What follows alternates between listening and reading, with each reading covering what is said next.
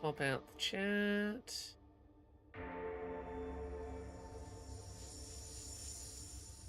Down there.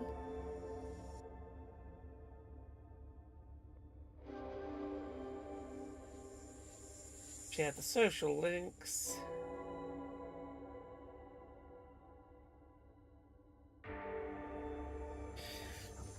And get ready for some Yakuza.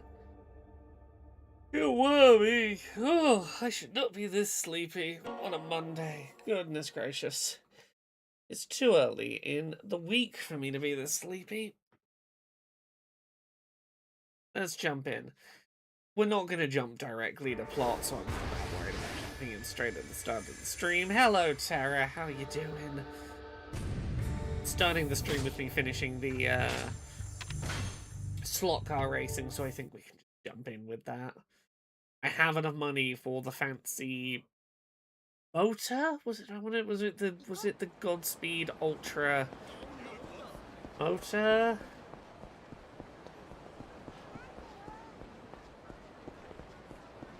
Oh, here I am. I was trying to get my bearings. Can I afford more upgrades? Yes, I can. Okay. Can I afford any of the expensive ones around here?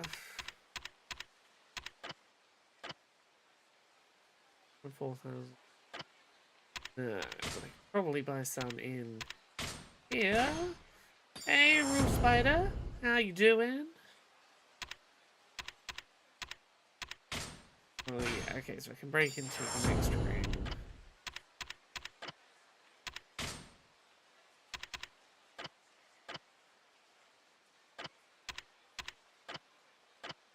Hey, Echo. How you doing? How's everyone doing? You had a nice weekend, everyone? I've had a lovely one.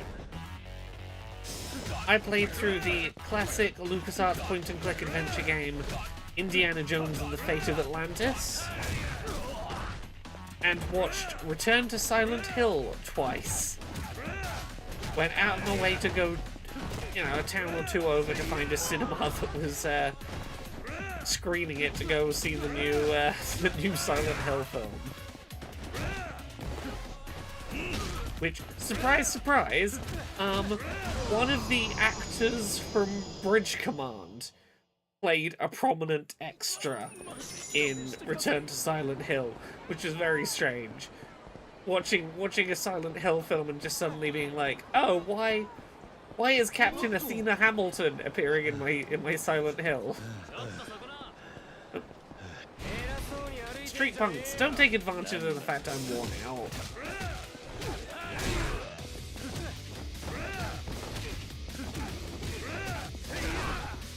Oh yes, it's Rule Spider. It's what, Thursday we're getting that Tomodachi Direct?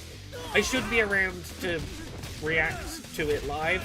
I just want confirmation of gay, right? I want to hear the AI text-to-speech voices, and I want to know if we can 100% certain gay.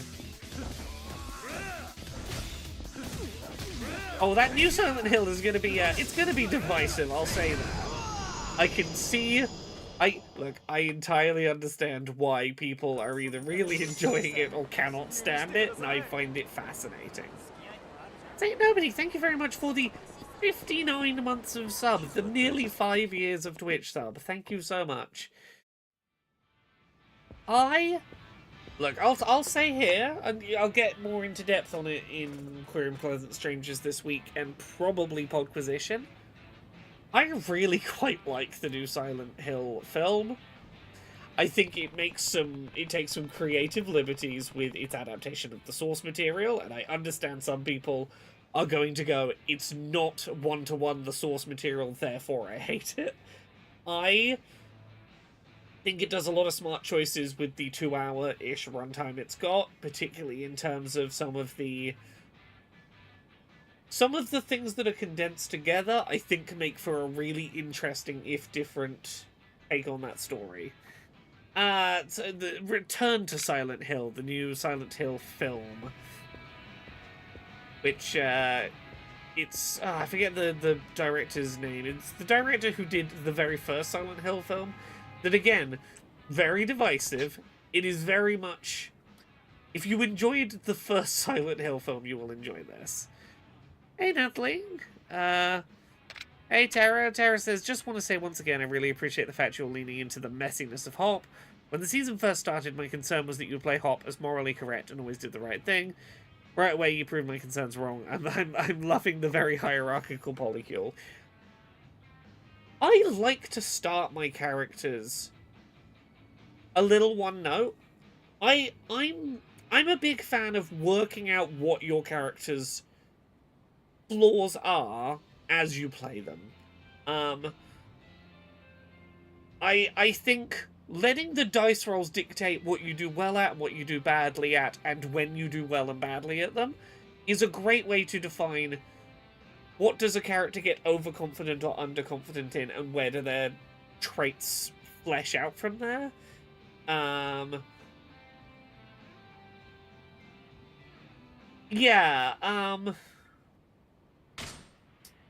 Christoph Gans, yes. It is very much another Christoph Gans Silent Hill. So, do you want to know why you had no idea that that film existed? Because it never found a publisher or a distributor. It was entirely, like, crowdfunded by Christoph Gans going around to various, oh, if we film some of it in Germany, can we get some funding from the German government? Like, trying to find, like, every possible media fund that he could take use of to fund it. It is a miracle that that film exists, and that it is as unashamedly, very clearly the film he wanted to make, and not a product of committee. I am impressed that that film exists. What was I after? I think it's Ultra Godspeed Motor, I think, is what I'm after.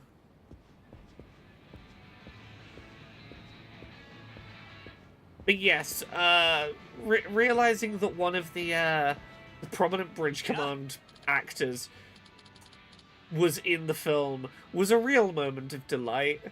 I occasionally get to spot people I know in real life in films. A good number of members of my family are extras in extras in film and TV sometimes. Watching the movie Argyle, I got to be jump scared by, like, oh, that's my little sister in the second row of the bookshop signing the book Q&A scene. It's always a delight when I'm like, what's that person that I see semi-regularly IRL in a thing? Okay, let's go.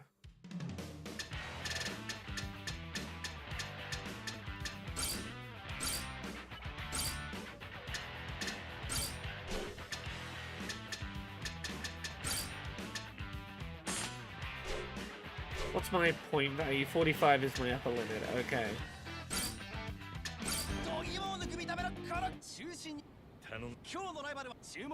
Okay, I'm in the blue lane. We have how many laps?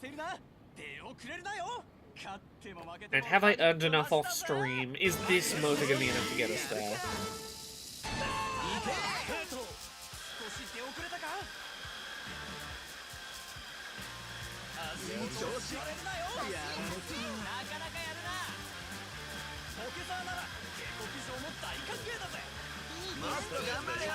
Okay, I have 2 boosts. I'm a little behind red right now. What I want to do is... I need to be using my boosts. Let's try and stay stable long enough for my boost to finish.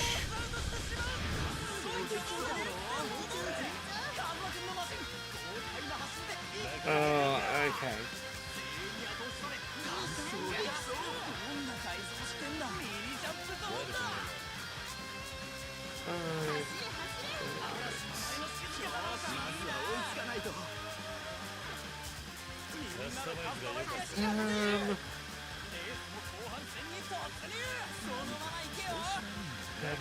Okay, the next lap is probably... Oh, I am in first.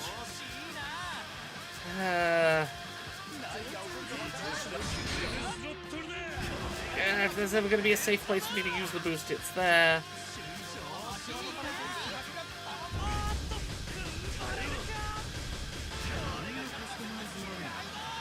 Hmm.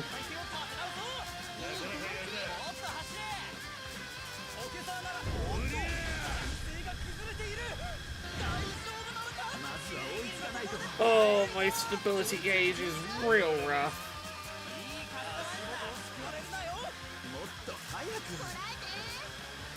Cannot stabilize any more corners.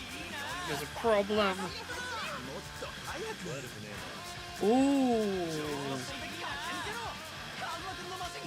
We're gonna get it, we're gonna get it, we're gonna get it.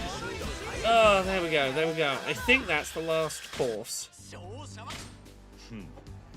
One more funk thing I love is that he made the decision to go for two tall blue girlfriends. When you pulled it off, instead of just having the two girlfriends, you leaned into it and made the polycule a part of her character. The dice said you get multiple blue girlfriends, so you made that a part of her character. Yeah, that's the thing. I know some people are very coming to a campaign with like 15 pages of backstory and like, this is my important NPCs, and knowing what their arc's going to be up front. I say that. Skitch does that. No, I'm joking. I'll be honest. A big part of why I don't come in with big, grand designs about where my characters are going is that I've not had great experience doing that. I'll give you an example. Season 8? Was it the season... Season 9 it might have been. It was the season where we were exploring the new world, exploring all the biomes. The one where I, as a player, ended up being the party babysitter, with Juniper? Juniper, the bunny person. I went into that season going, this is going to be the season where I tell a story of my slow devolve from hippie to eco-terrorist. And sometimes you don't get what you plan. If you go in planning too much, I very much ended up having to be the glue holding that party together, and that really didn't give me the space to explore eco-terrorist Juniper.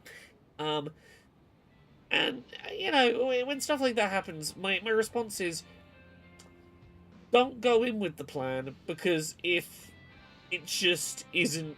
You're going to get disappointed when you have to change your plans when something outside of your control shifts it. I prefer to make those little micro choices as and when they come up, and let them drift me further and further from where I thought the character was going to start. Laura, at this point, why not cut out the middleman, buy yourself a toy racetrack and just stream that? Yeah, but who would I race against? I need virtual children to defeat. Okay, is that all the tournaments done, sir? Did I beat all of your tournaments?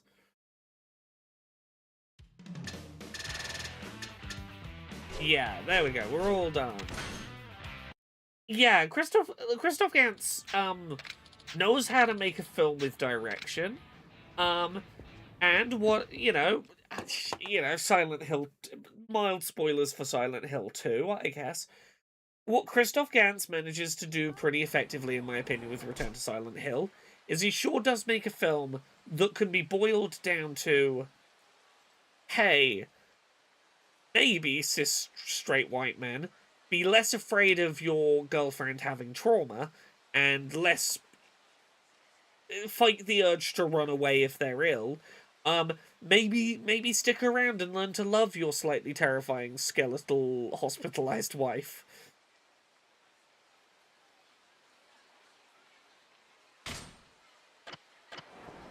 Okay. Let's go to plot. Because I have the money for it. Orica, do you have a cell phone? Why would I have one? I was an orphan. Orphans don't need cell phones. Oh, hello, Majima.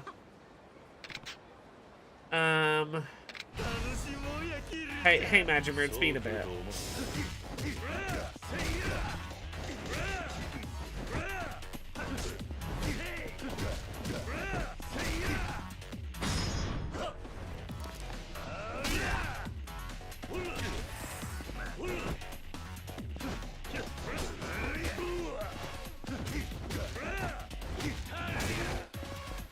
Yes, my work day today was a busy work day. I had a client meeting for a mock review project, which meant I had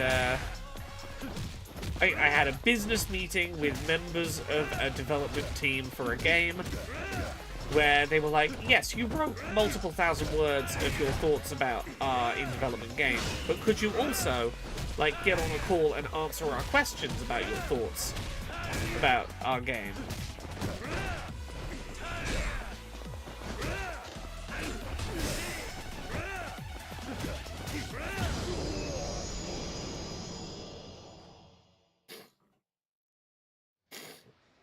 I've started getting the ball rolling for the AA Summer Showcase this year.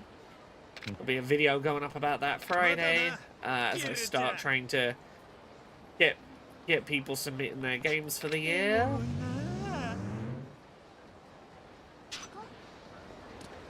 Okay, where were we going, child?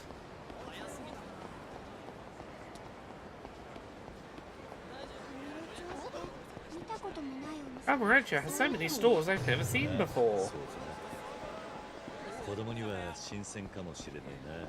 Yes, what is this mysterious lottery place that would be fun to bring a child that we have been sent to?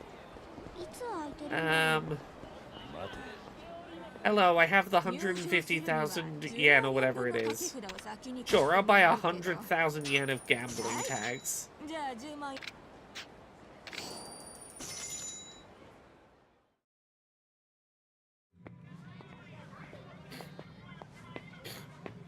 Why were we told to bring this small child to a gambling den? Who can say? Whoop. Secret tunnel. In the gambling den.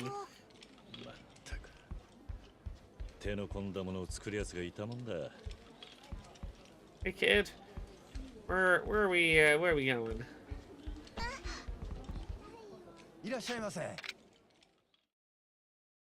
Bet the small child on roulette, you'll win more children. We could win the whole orphanage.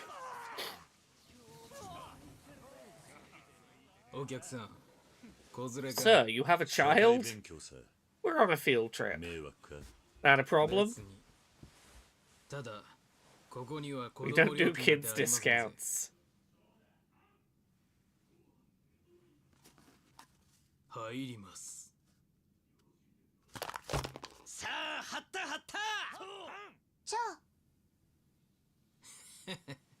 Oh, Haruka! Right, look at her confidence going in. Yeah, we'll bet on even. Right, Haruka's such an interesting child character for a Yakuza game.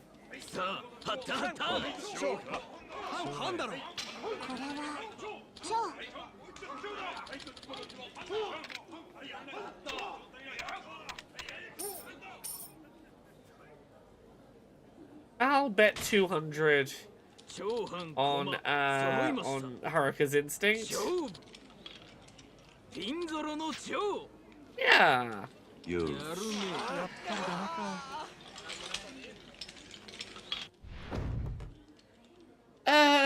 Tara says, I have a question for Laura and chat. I'm writing a short story, and while establishing a character as a real piece of shit and someone that will become a problem later, I have them use the arsler. Is that okay? It's clear he is bad to say it, and someone does stand up to him and tell him not to say it. Just wanted to ask if that is a problem. What I would say is, if you want an example of a narrative that does that you can have a look at and see how you feel about it in someone else's work, I would recommend the first movie in the Cube series.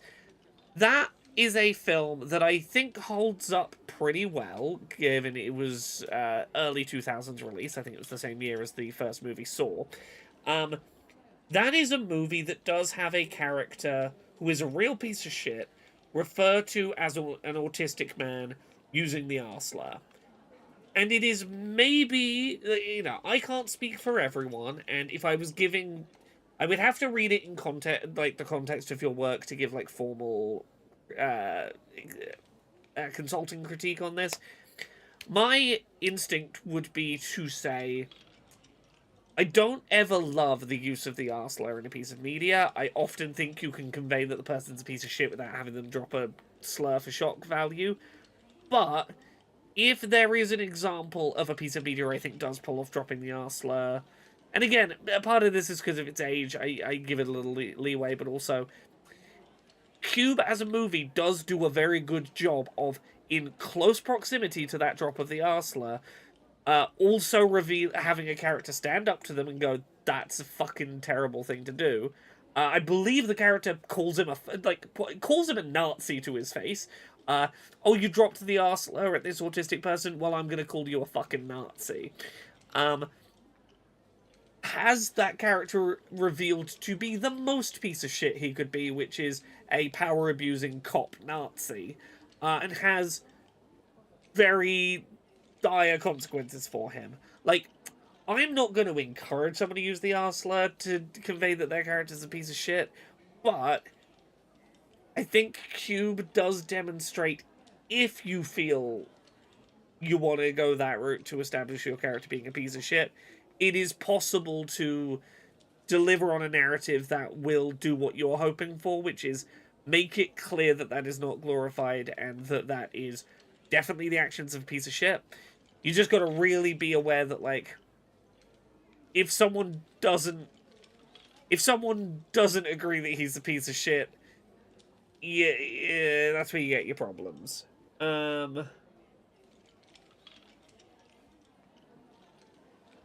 Like, is there a reason why specifically that's the way to convey they're a piece of shit?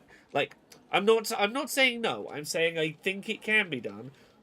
Just have a think about what your process is for your reason for picking it.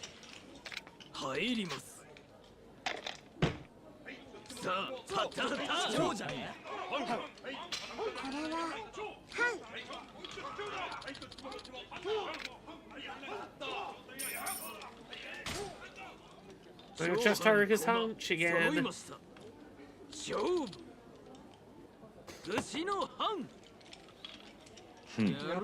Yeah, I agree with Dandelion. If it's possible to show they're saying the R slur without putting the word in text, that would make me a tad more comfortable, but that's easier said than done.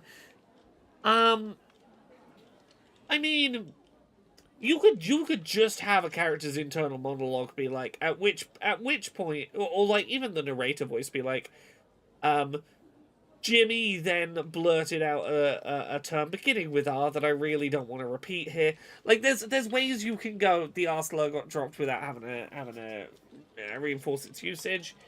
Like, again, I am hesitant to go, hello, I'm a person that does sensitivity reading and similar consulting work. Without looking at what you're planning in context, it's hard to give more specific feedback.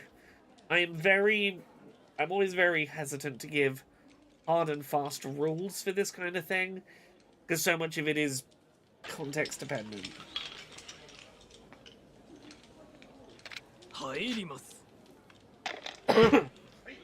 Like, part of it's dependent on who the author is, changes my opinion on the advice I'd give.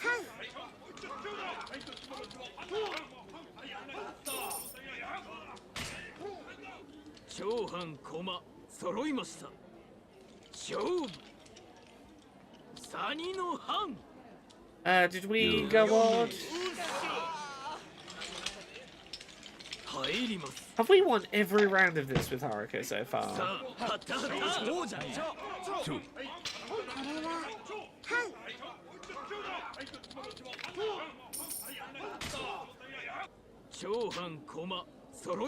We went odd. Ah, this kid's got a good instinct.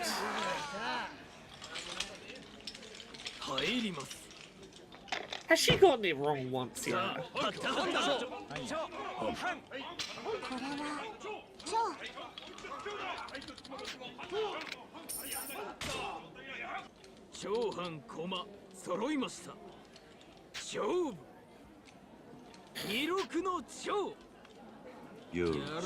Oh, I can't give a duck. I love me a good dad joke.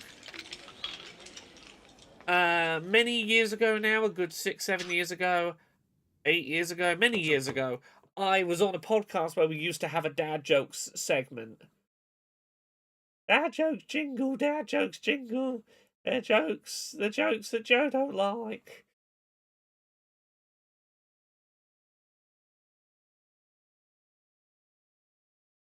Okay, I pre-read it before I read it out loud, but we'll read it.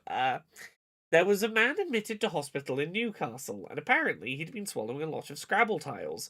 Doctors say that he hasn't been having any bowel movements, but when he does, it could spell disaster, because he's in constant pain. 中座させていただきます。すぐ戻りますんで。楽勝だね、おじさん。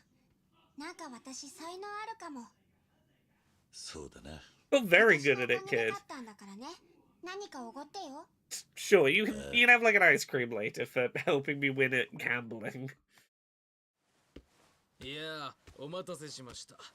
年のせいか小便が近いもんで。さあ、続いて参りましょう。入ります。勝負。次はね。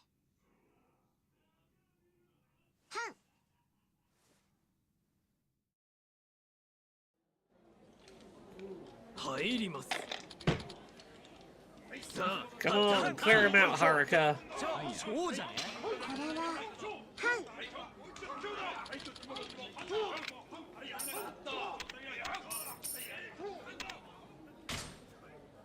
長半駒揃いました。勝負。26の超。Oh, Haruka, your streak failed, but he left the room before it did. Is he cheating? Can you tell if he's cheating, Haruka? Please take your seat, sir. Don't touch me.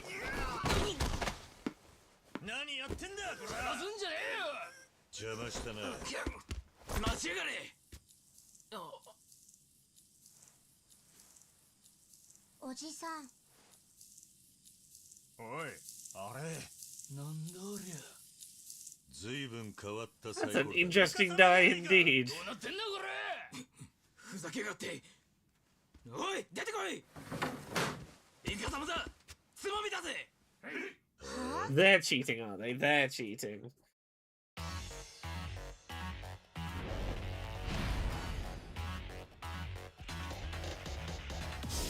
I'd have to choose like a weighted die that was slightly heavier on one side, but yeah, sure, you could have tiny little robot arms come out of it. That's also an option.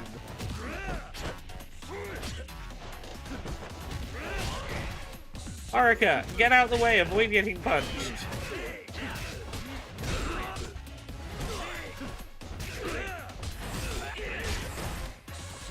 Maracas Skullman, you're not wrong that in the Banyan season most of my riddles were just puns, but I will counter you with two things. One, there's fundamentally very little difference between a riddle and a pun. And two, here's the problem with riddles. It is very hard to come up with a series of riddles that are context appropriate, that aren't just going to drag the show to a halt. Because the thing with riddles is if you start getting into hyper niche specific riddles to have riddles that are going to fit with your various situations, I'm gonna have my fellow podcast people just stop there for 10 minutes trying to solve a riddle. A pun is way more reasonably guessable and honestly enjoyable to have as a punchline or reveal. So yeah, I'm aware that most of my riddles were puns, but also, what is a pun if not a funny riddle? Ah!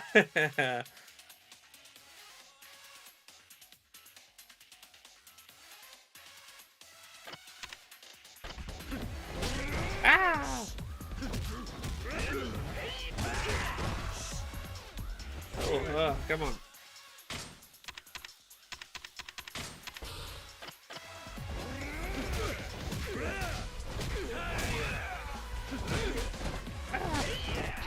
Up we get.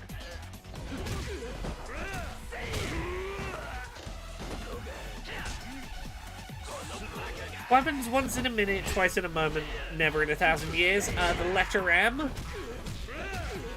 Is that your answer, Echo? Oh god.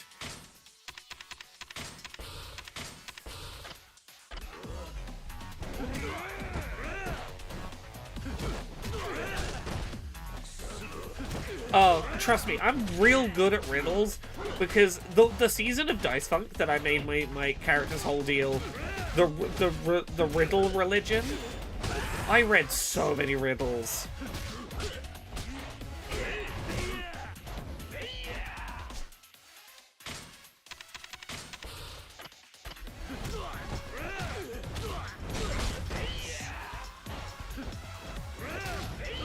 Oh. This combat system is not built for crowds of this size.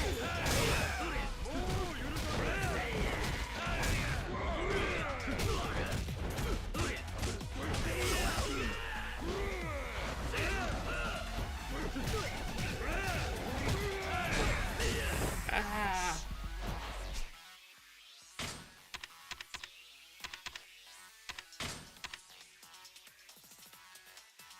Marcus Coleman says, saying what is a riddle if not a funny pun is kind of like saying what is a joke if not a funny sentence.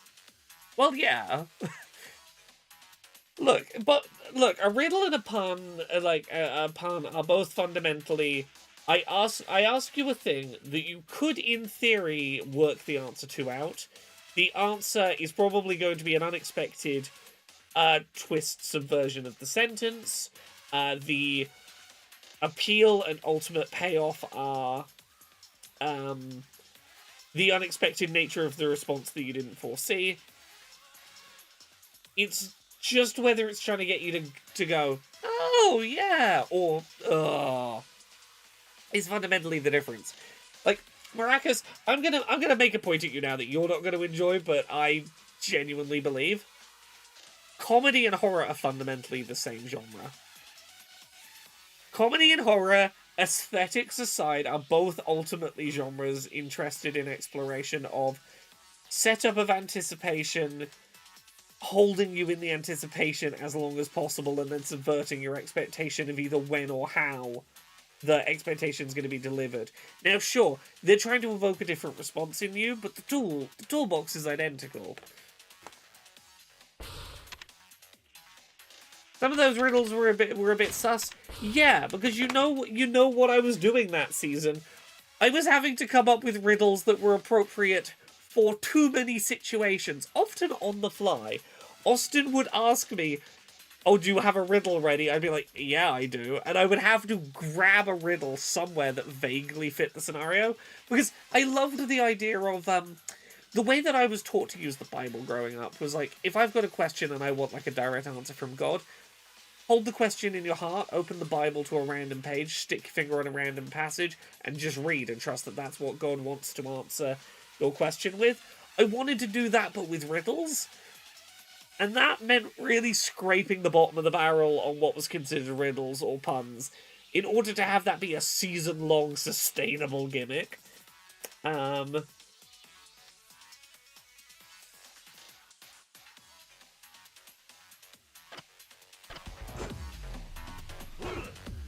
Look, you can have that critique of my choice in the Banyan season all you like, unless you're volunteering to time travel and be my personal riddle selector that could constantly, for an entire season, on the fly, find me riddles that were technically riddles and not puns, and were relevant to the scene, quickly, that would be the right difficulty level to be solvable or satisfying and not annoying, that would also be a good fit for a comedy show. If you're offering to time travel and do that, then sure.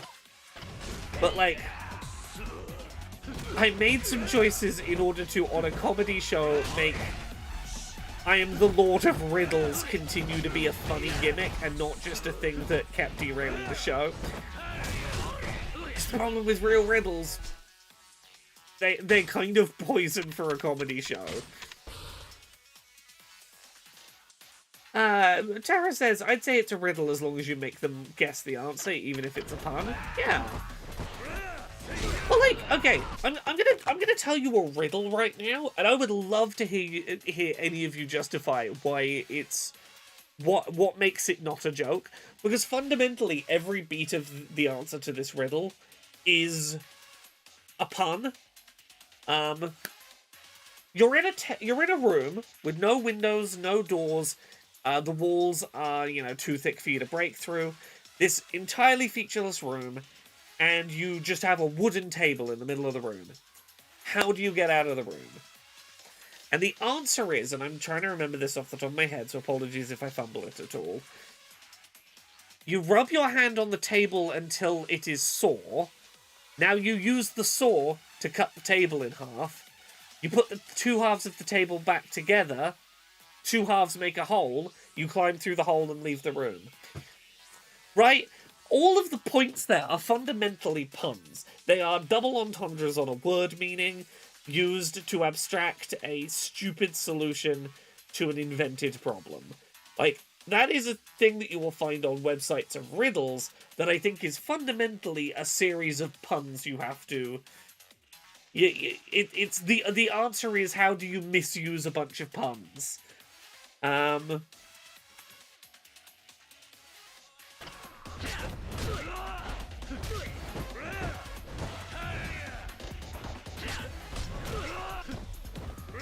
Yeah, Echo says you look at the table, look away, look back, see what you saw, use the saw. Yeah, different ways, but it's all fundamentally your how.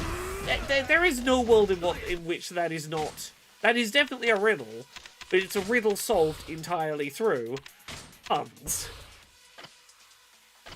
Oh yeah, sorry, yes, and then you get away by shouting till your voice is hoarse, and then you ride the horse to freedom.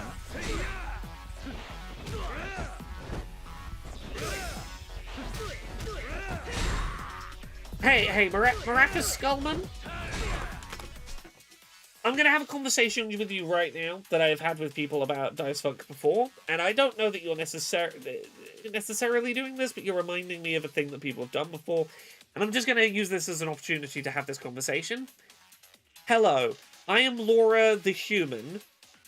The characters that I play on Dice Funk are not me, and the choices I make in character are not reflective of my real-world moral choices.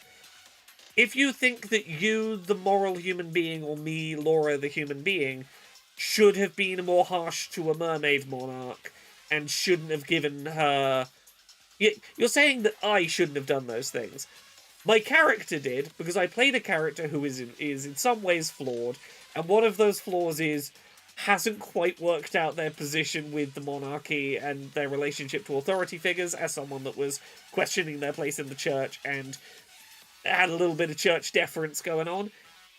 I had that character make a choice that felt right for them and where they were at in my journey.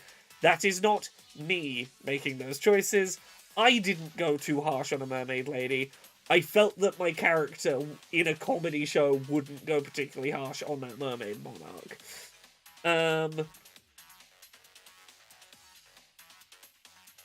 Okay, I'm saying this because the way you're getting in chat right now is reminding me of the people who during season 8 with Nifix, with Neelix, a squid chef, got very genuinely angry at me for it. Actually, same for Nifix the gamer gnome, got very genuinely angry at me, the human being, because I played a character that kind of genocided the afterlife. The choices I make in character are not reflective of my opinions in the real world.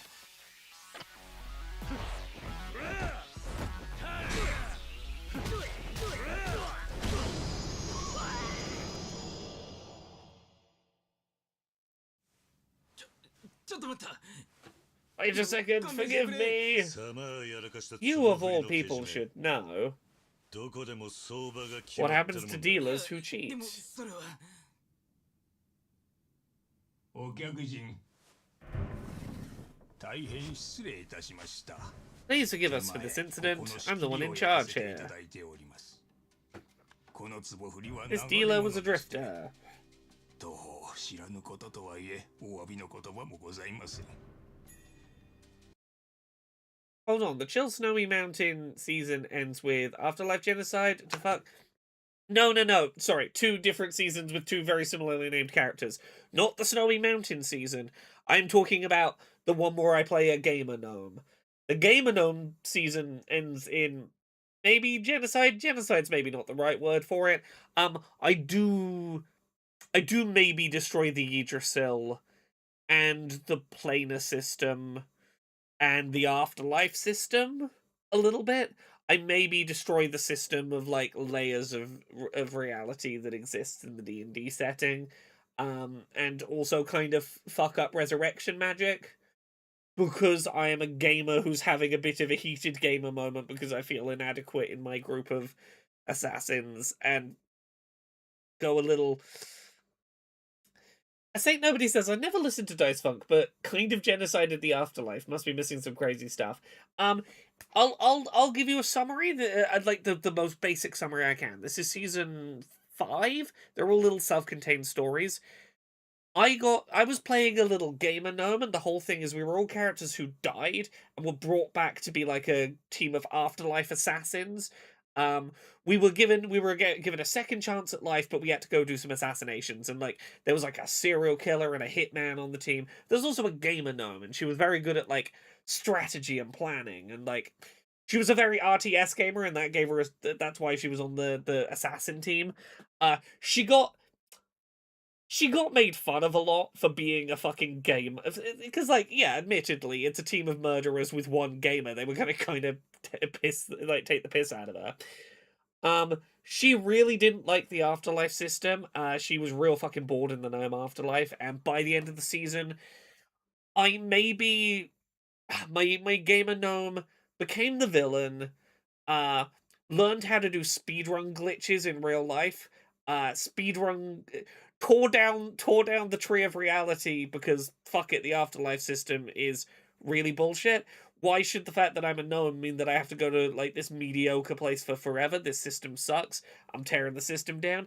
And then rather than face consequences, I wall clipped through into a neighboring reality where I just spent the rest of my years like Twitch streaming game playthroughs, and ignoring all the messages in chat from people like, how dare you destroy the afterlife, and I'm just there like, I'm just playing fucking Halo on my stream. Yeah, gnomes are pretty chill. She was very competitive. There's a whole bunch of reasons that she didn't gel with the gnome afterlife. She had a skeleton girlfriend, and there was a smug religious elephant.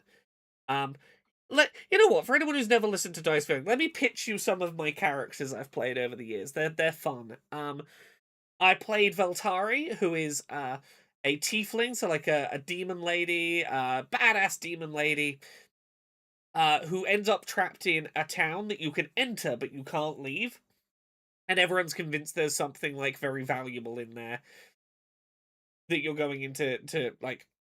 When you find the valuable treasure, then you'll be able to leave. She learns to trust people. She learns to feel things. She has a very sweet journey. There's a cyberpunk heist season where I play a middle-aged dad trying to get custody of his kids back, who is also a Yu-Gi-Oh wizard.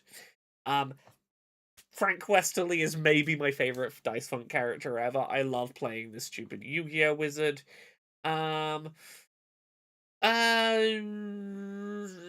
What else have we done? We did the season where I was a gamer gnome. We did the one where I was transgender, autistic, mind flayer, but one that was vegan and making like meat brain alternatives. There's the one where I play a praying mantis woman who is part of a sex cult being run by Conrad's character. I am like his most devoted member of his sex cult, and I have to learn to be a mature, independent badass outside of my relationship to the cult leader. Captain Melbeck, Captain Leah Moira Melbeck. She is the captain of a starship, and she is eternally drunk, and her aim is to smooch as many different species of alien as she can while flying her crew around space. Yeah, there's some more characters, but there's a handful of my この落とし characters. 前はきっちりつけさせていただきますので、そんな。この後始 Would 末 you mind if we 手前ども handled にお this from 任せい here? ただけませんでしょうか。もちろんただでとは申しません。俺たちも帰るとこだ。あとはあんたに任せるさ。We were just about to leave. I'll be honest, I don't even remember why we came here. 今後ともごひいきに。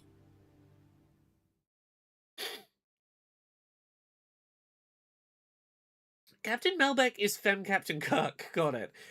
A bit more culturally sensitive. But yeah, kinda. そろそろ時間だ。はるかをサイン。 Okay, we're taking her to purgatory. Cool.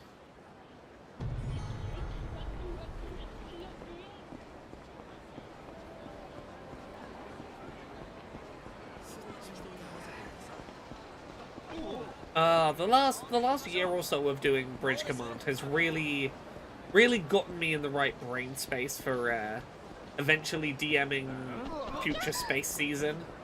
I'm very ready to DM Space Train Season, which I think is going to be Season 15? So... Gosh, maybe a year from now I'm going to be DMing Space Train Season. Maybe a little over a year. Oh, not ready for it. That was the Sherry Captain. Yes. Sort of flying around space, drinking sherry, and filling the team with spirit. Sort of powering up everyone else with the sort of cheerleading routine, but also spirits, as in I was drinking a lot of alcohol.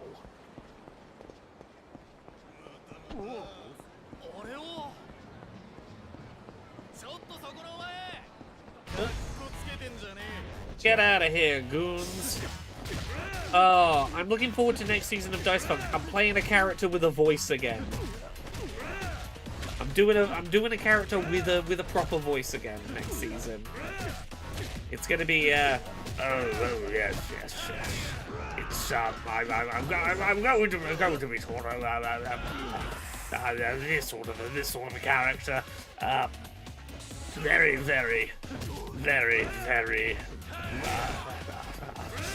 Winston Churchill inspired, the sort of person who probably laughed and paw somewhat. Not the most pleasant of people, but he's sort of he's a person for the job, is what he is.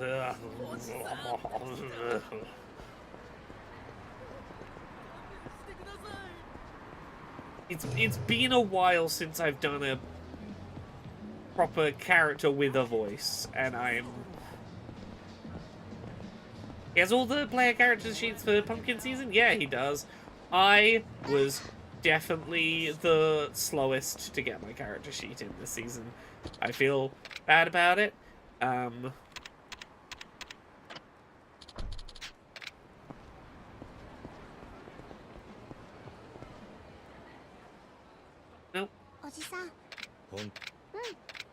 I'm trying to find the club. Where is the club?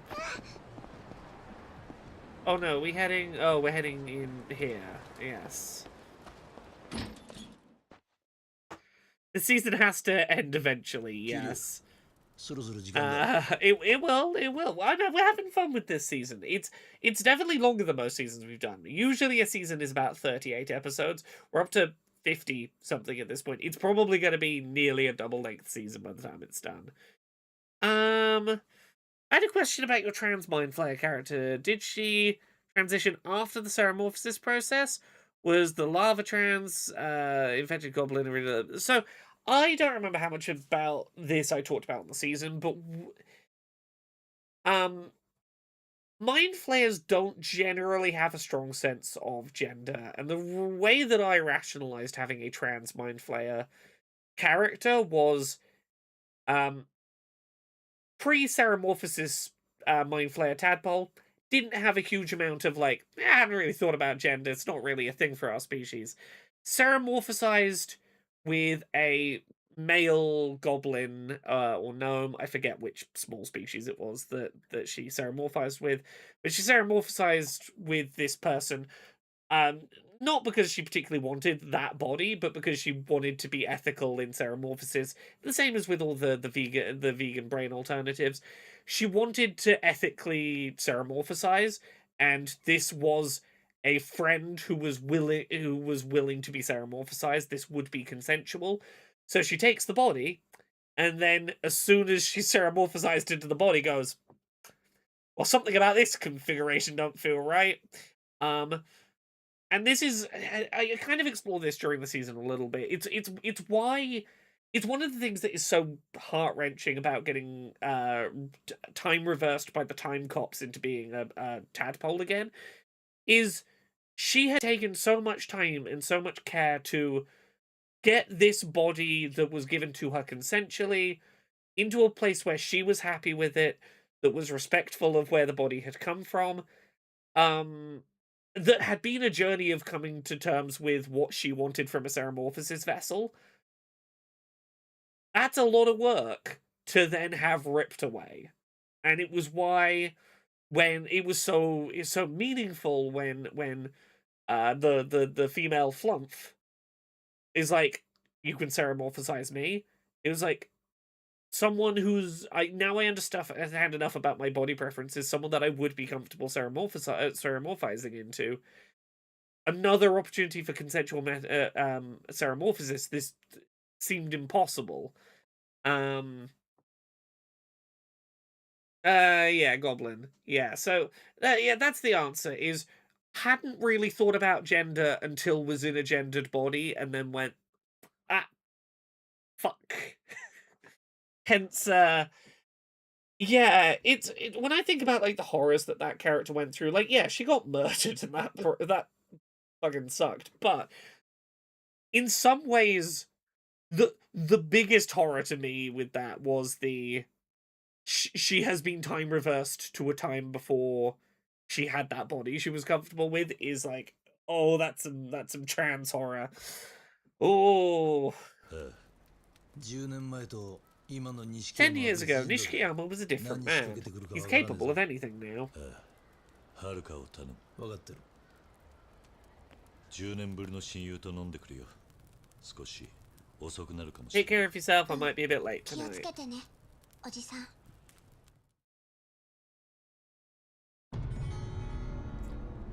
And I maintain this. I am genuinely interested in the idea of bringing my little squid character back. I'm not usually a fan of revisiting characters. That is a character who I think it was the right thing for that story, for her to get killed and for it to go in the direction of how does a system of police reform deal with a murderous fascist in a system where you're trying to eradicate the prison system. But I didn't get to finish exploring what I wanted to explore with that character, and the Well of Resurrection exists. We went out of our way to make that a thing that existed. I don't want to bring Juniper back just to make her have an eco-terrorist arc, but Neelith, that's a character I could see bringing back through the Resurrection Portal, the Resurrection Well, and doing something with in Space Season. それにしてもキリア。お前 Okay, I gotta go this way. そうか。自分ではよくわからねえが。America says that's a really interesting idea. An originally agender creature experiencing gender preference and later gender dysphoria. Right? I thought I had a pretty cool idea there. One that I would still like to explore at some point. Mareka says, why not do the FromSoft thing with patches, change the name and have them be basically the same character? Because I don't need to. I think that she was a character who definitely had people who loved her, who would have taken the time and effort to wait in the resurrection queue for her. We, over the course of multiple seasons, built the Well of Resurrection into something that exists in the setting. It means that a character being resurrected is not easy, but can happen, and it justifies like a large time gap before they return. I think the stuff is there, and I have new things I'd like to do with the character and new things I'd like to explore. I could bring her back in a way that doesn't feel like just retreading the same ground, and therefore I'm happy to do it. Like, I've thought about it a lot over the years. I didn't want to do it unless I was like, I have a new starting place for her, a way that what happened originally is not necessary. Like, you could come into the new story without knowing the past, but it'll give additional texture to why she is the way she is now, and a new thing she's aiming for.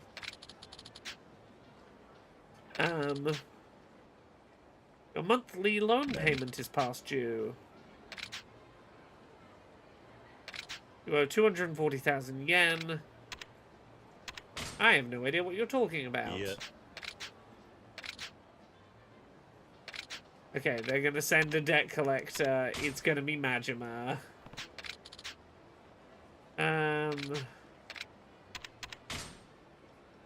Huh?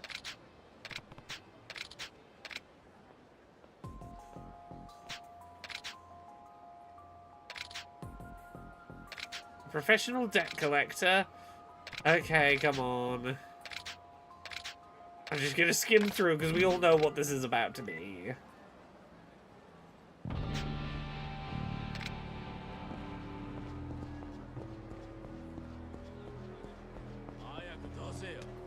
Booted man at this park's entrance.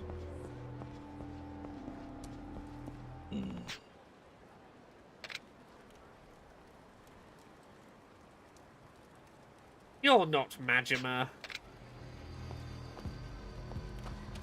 Boy.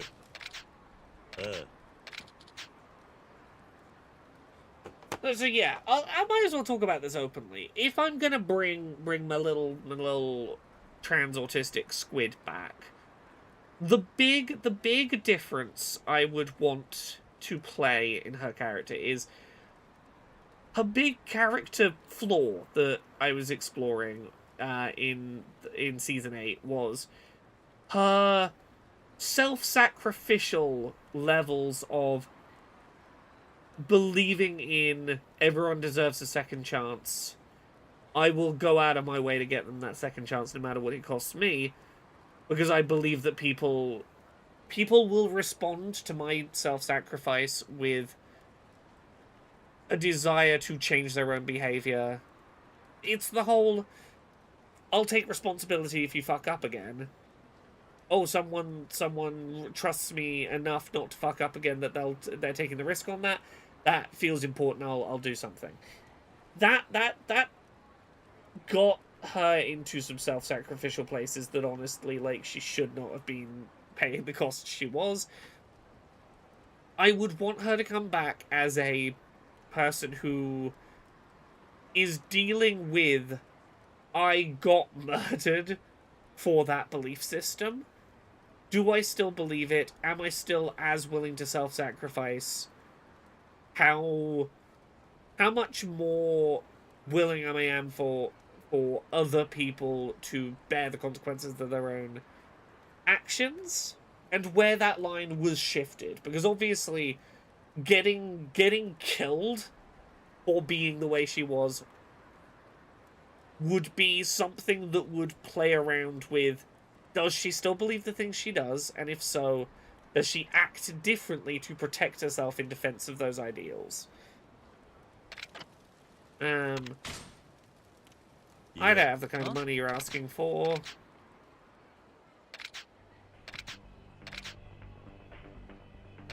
Okay, you're not Majima. I really thought you were going to be Majima, menacing man.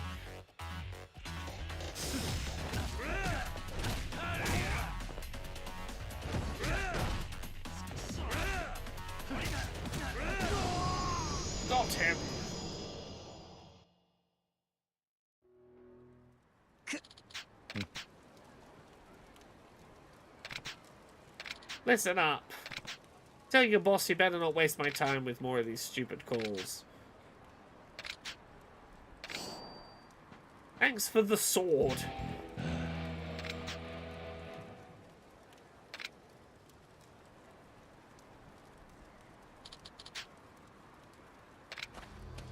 Let's go. Where was I? This way.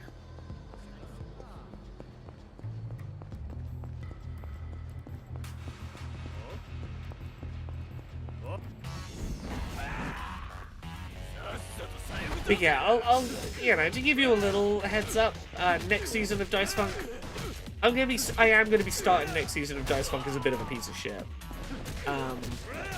Like a fun piece of shit, hopefully, but like when the word when the words landlord and accountant are the first two words I would use to describe landlord, accountant, solicitor, like a contract lawyer. Landlord, accountant, contract lawyer are the first three words that I think of to describe who I am starting next Dice Funk season as. Really, I'm the kind of person who's just absolutely going to try and swindle you into signing something you really should have read a little closer than you did. But it's not really my fault if you don't read the terms and conditions, is it? No. If you wanted to read the terms and conditions, you could have simply read the terms and conditions. Oh, that was a little too much for you, wasn't it? Oh, no.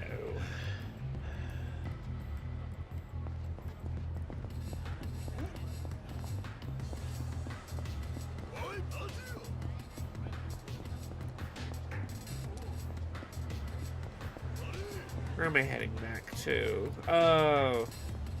I'm heading back to the bar. Oh,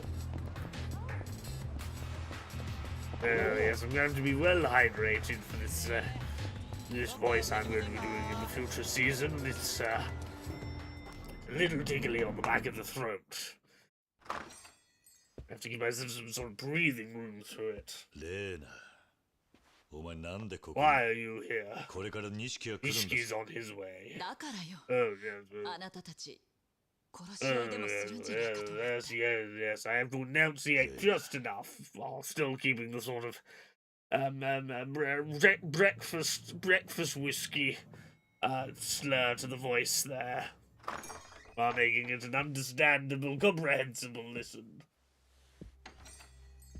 Gonna be using the voice that is like the evil antithesis of Leah Moira. Been a long time, bro.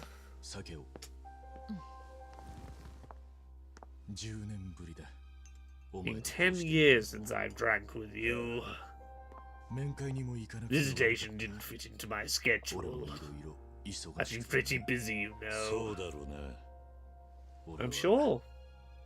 I really want that 10 billion in my hands. Hand over the brat and the pendant. Answer this first. Why'd you kill Mizuki? I didn't mean to. Yumi's sister. I never meant to kill her.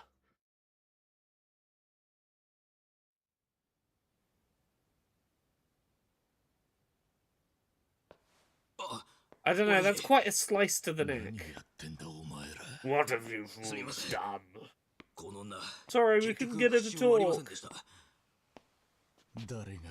Who told you to kill her? A boss! Oh.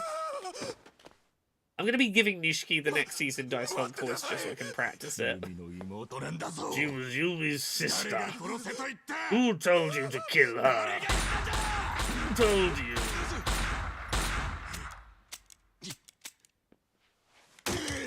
I'm definitely going to need throat lozenges for this one, for the voice.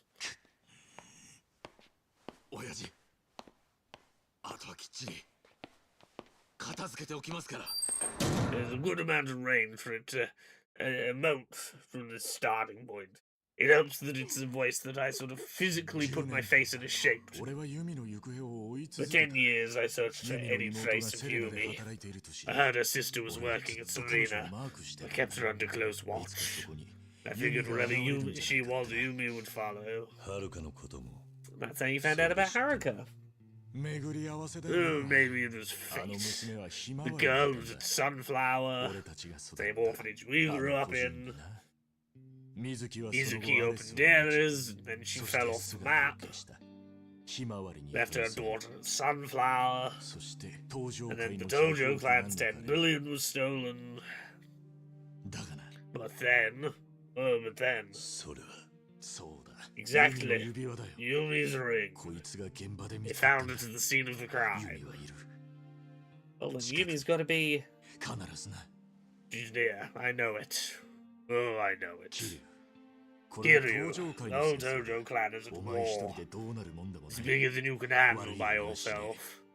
I ペン won't ダ do ント you を wrong. 渡してくれ Give me the あ pen. れははるかにとって The only thing that 唯 Haruka 一 has 残 that's された left 母 that 親 belonged と to の her つながり mother. だ。お前らの戦 I 争な don't んて care about your 関係ねえ。 war. 変わらねえな Oh, you だから haven't ユミも changed. お前に惹かれ That's たんだ why Yumi was drawn to み you. んなお前の味方 That's を why する everyone flocks to your side. That hasn't changed 俺の either. ことを憎んでいるのか You hate me for わ that? からね I don't even Doug. know. え結 In 局 the 俺 end, は I お前を betrayed 裏 too. 切った風間の親父も And the old man too. もう後戻りはでき I ない can't go back now. まさか風間 No の親 way, さんを you were the 撃 one った who の shot Kazuma-san?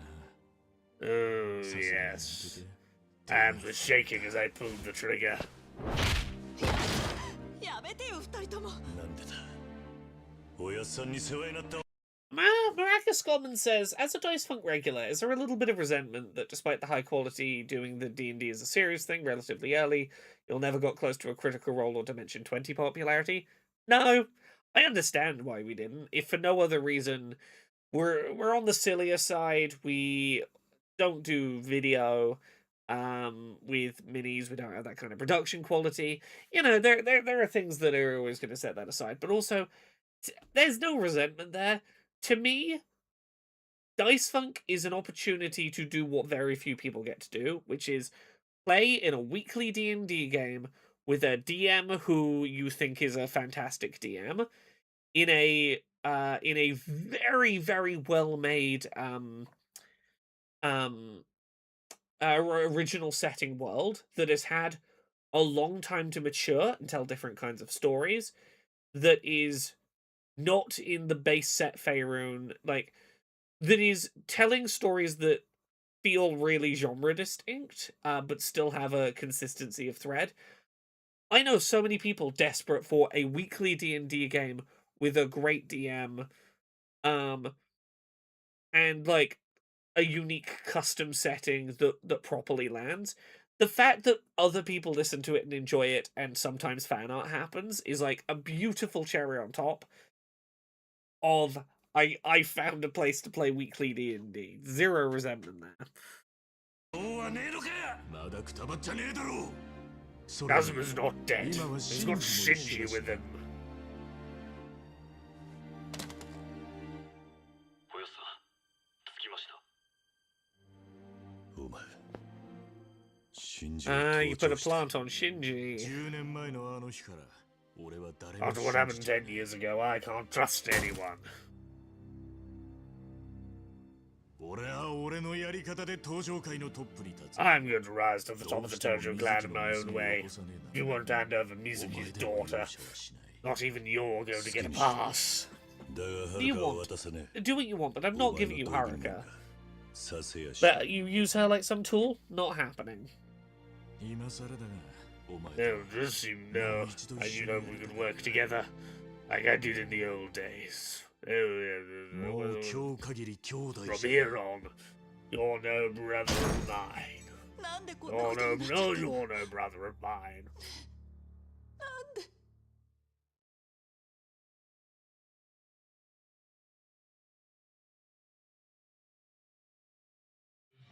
I mean, I'm glad that the people listening would love it if we had more success. I would love it. Look, It would be great if I could survive off of Dice Funk alone, or something like that. A world like that would be lovely in many ways. But also, because we're still a small show, we can kind of get away with some shit. We can kind of get away with playing around in the space. You know, there was that episode a while ago where I went out to an awards evening and got drunk on free awards night champagne, and then came home to record and was just a little bit drunk recording. And that was a fun, silly episode we got to do. And not like, oh no, I've turned up at work drunk, that's unprofessional. Like, little things like that, we can get away with a few little things because we're a small operation. 親父手はず通りで We're sticking to the plan. Yes, Yes, yes. Hi. I always have to sort of do a little of that to get into the voice I'm trying to do here. Attackers, come to get me.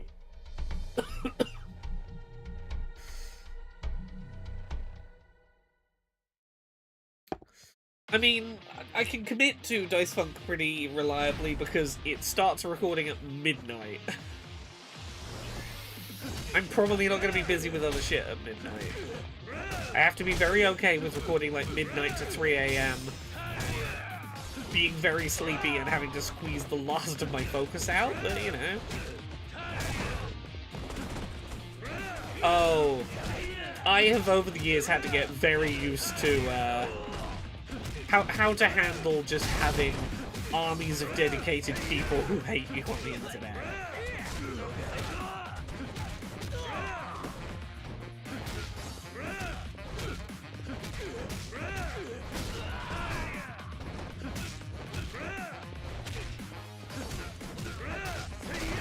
There are some people I would love to get either on a Dice Funk season or just a Dice Funk one-shot.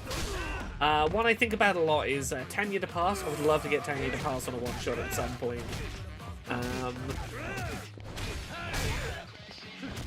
Some of the Oxbox, Ox Venture cast would be nice. Like, I'd love to get, like, Ellen from Ox Venture, for example, on a one-shot sometime.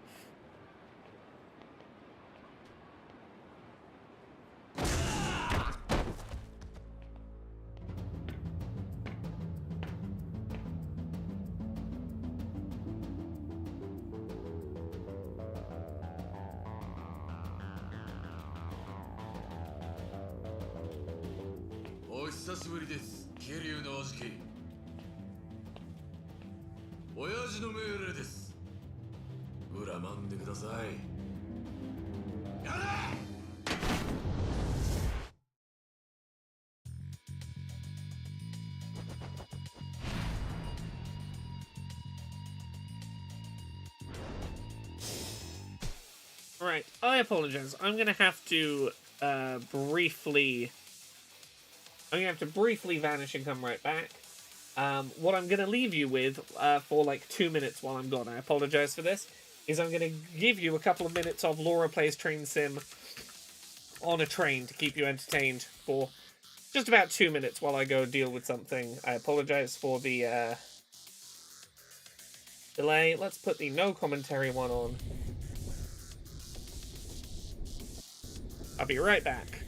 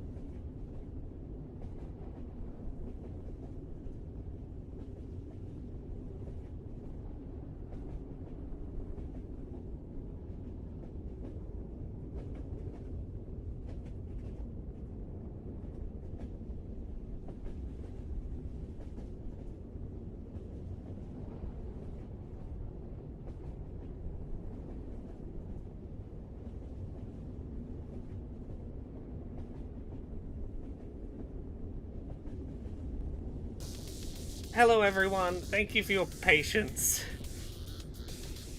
Let me get back. Hey, I'm just going to talk about disability for a second. I have intermittent stomach issues, thanks autism. Probably to do with, what's the thing? Probably undiagnosed Ehlers-Danlos syndrome doing stupid stuff to my digestive system. Point being, occasionally, I'm a human being. I'm catching up with chat quickly. Oh, thank you very much for the lovely, lovely, very sweet comments. Yeah, I used a ROG Ally, not a Steam Deck. Slightly nicer screen. The main reason I did it is because to make the Rail Driver, the Train Simulator controller, work with Train Sim Classic, you have to use a calibration program that is a Windows program, and I just didn't want the faff of trying to set the Windows calibration program to run on the Steam Deck. So the ROG Ally being a Windows-based device was just like way easier to get the Rail Driver working. I really am trying to win the title of most autistic at the moment. If I'd been playing Pokemon at the same time as playing Train Simulator on a train on my way to Bridge Command, that would have been maybe slightly more autistic, while listening to My Chemical Romance. That's probably about the most autism at once I could have done.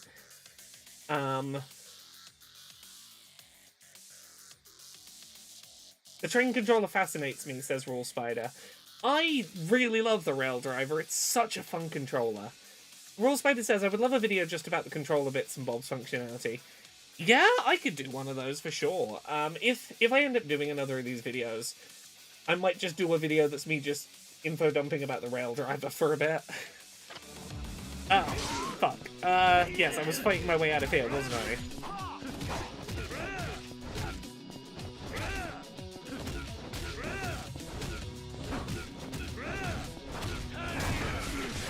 Yeah, I was using very few of the buttons on the very few of the functions on the Rail Driver ultimately on that journey because it's a very the Electrostar Class 377 is a really basic train to control. Direction, throttle, driver alertness alarm. Do you need to turn on windscreen wipers or lights? I guess. Like, most of the bottom row of buttons on the physical thing are dedicated to, like, changing your camera perspective, for example. Top row of lower buttons is things like, do you want to switch to, like, the overhead signal recognition view, things like that.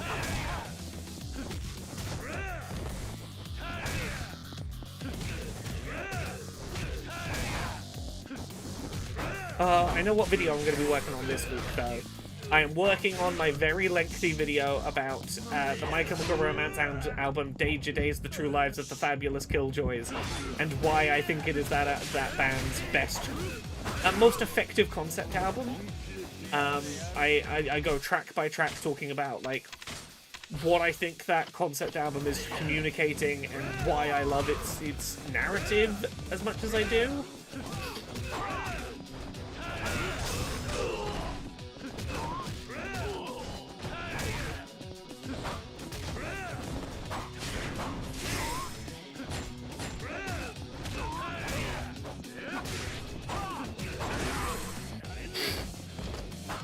Yeah, the train videos right now are very much a when I have time to slot them in midweek.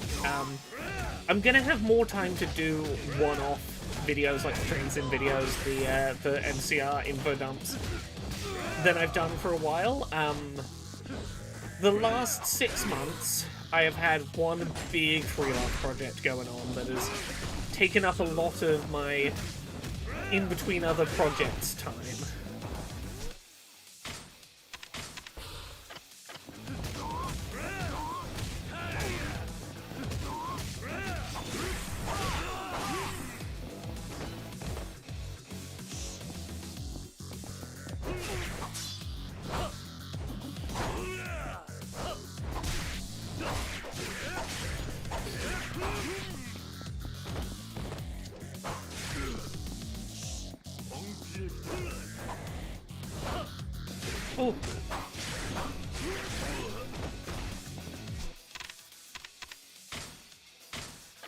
Out of curiosity, I want to see how many pages, just my bullet-pointed notes, how many pages has my Danger Days video draft gotten to? 17 pages of bullet point notes. Just bullet pointed notes, it's up to 17 pages. God. That video gonna be long.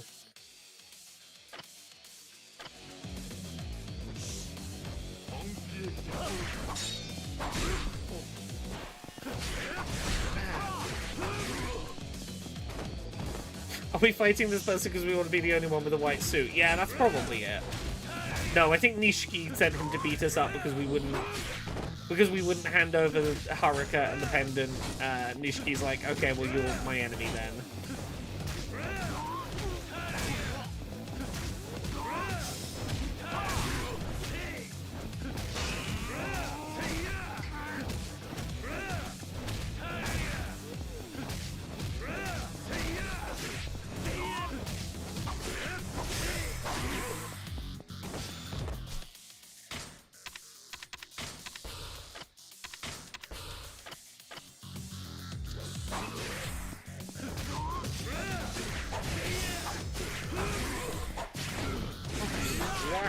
Wow, with that sword.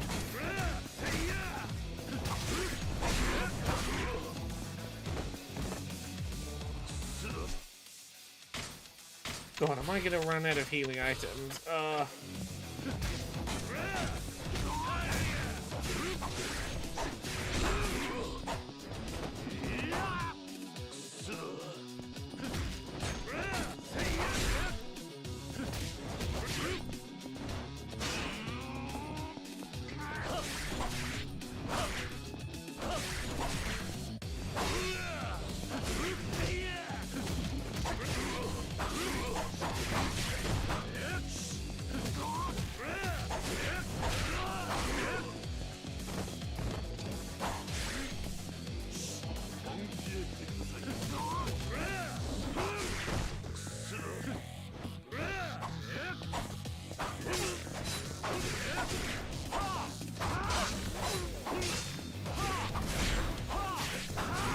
Oh, come on.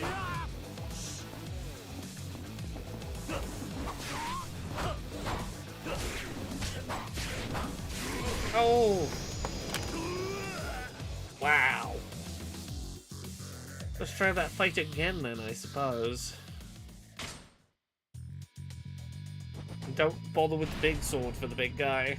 Not worth it. It's locked into the animations too long.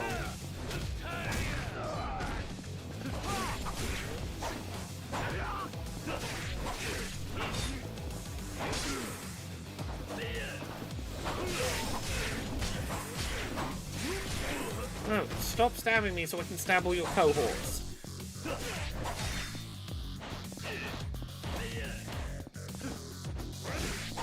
Oh.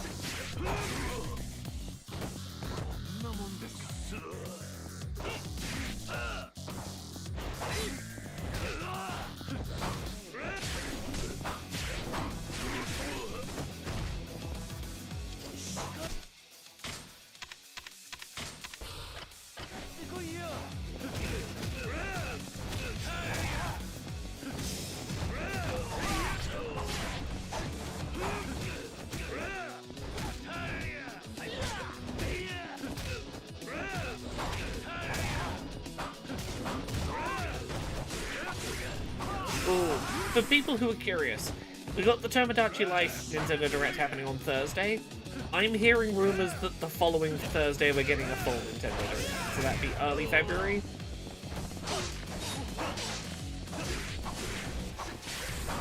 I'm feeling confident enough. I'm penciling in the following week for likely Nintendo Direct.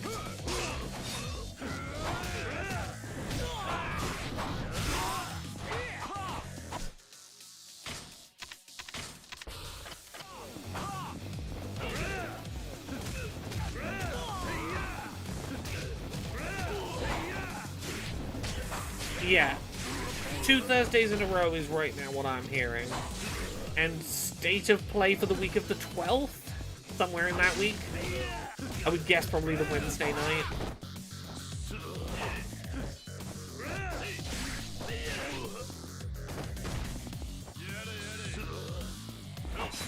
Oh, come on.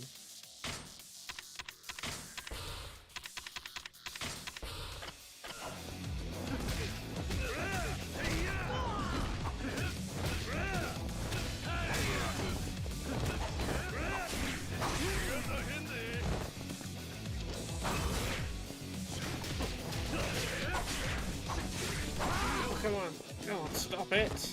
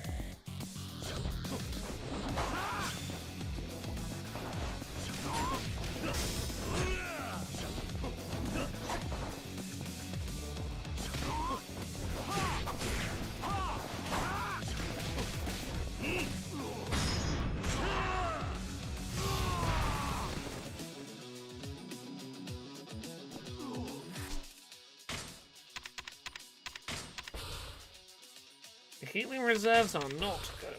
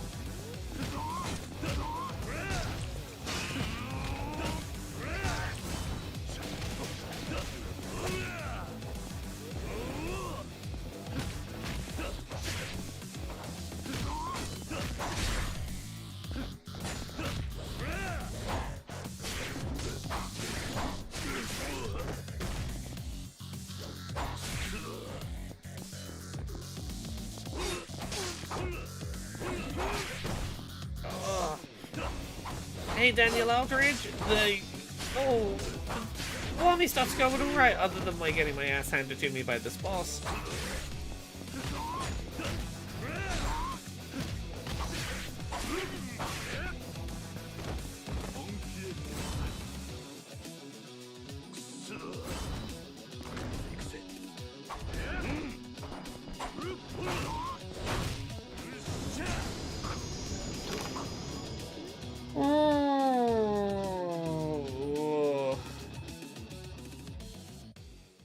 Just take a breather for a moment.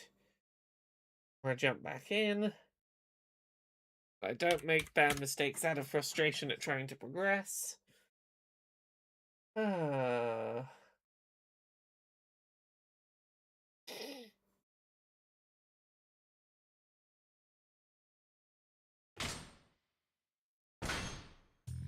Oh, I had an option to switch to easy there, which I probably should have done. Can I still do that?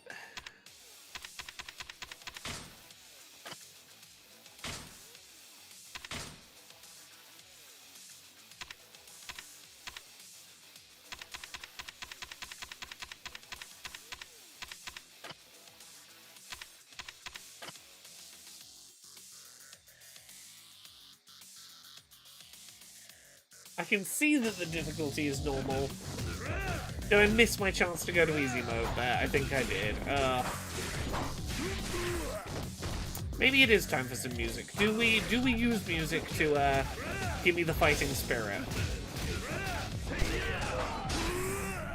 If we do, what's the tune that's gonna get me fighting ready?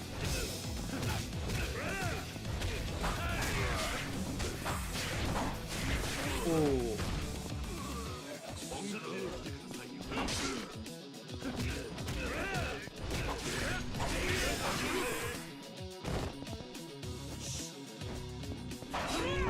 Oh, come on. Stop stabbing me and I'll... Ah, stop it. Stop it. Stop it.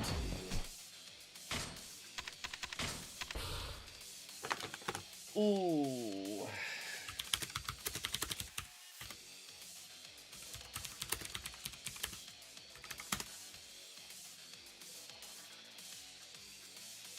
Let me turn this down. I know what tune is gonna pump me up for combat. This is...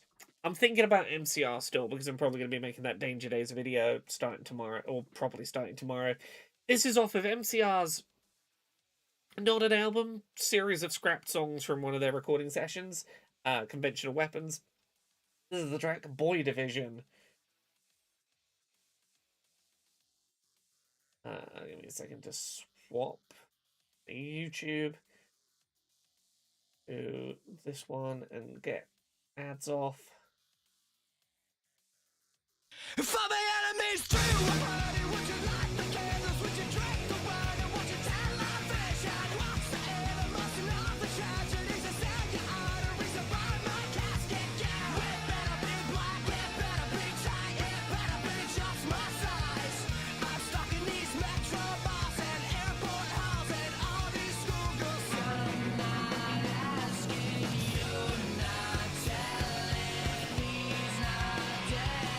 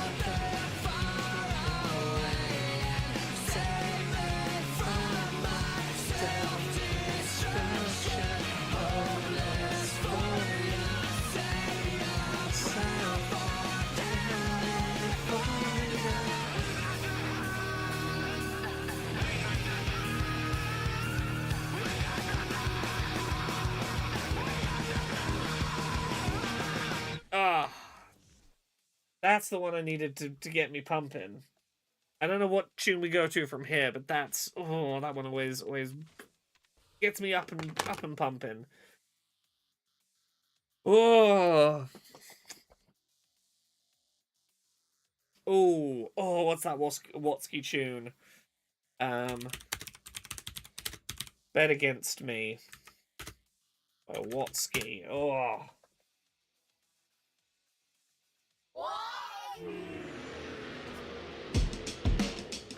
The vibe's a little different. You will if you didn't feel it before. It'll get Ever there. since I was a kid, never really been bored. Swinging from building to building with my umbilical cord. But they don't know what I really endured. They say Godzilla been summoned, but we're not running until the hunt is coming. We killing this horde. Spilling my innards, I fell on my sword. And now my blood is filling up from the ceiling to floor. I'm swimming through it, I'm swallowing fluid. Knew I had to do it, so I grew like a million gills.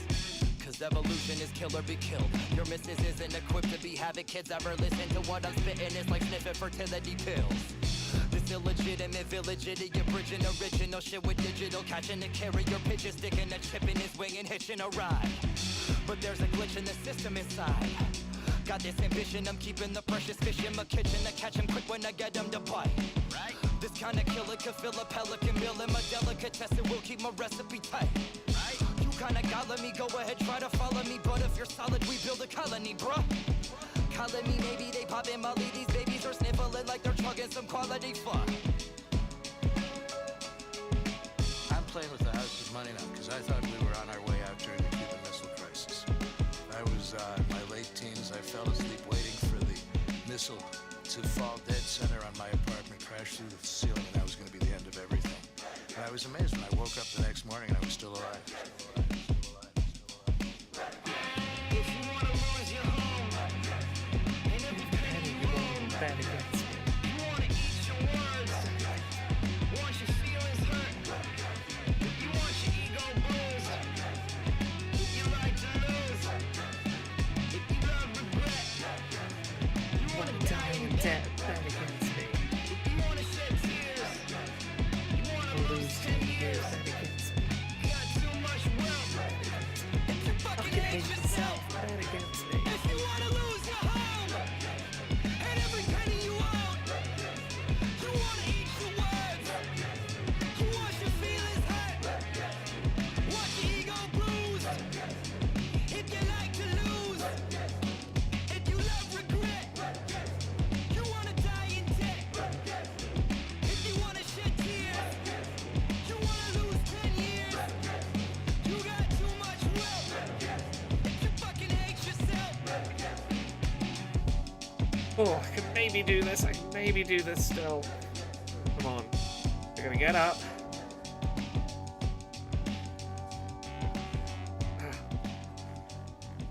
I meant to pick up the little dagger, not the big one.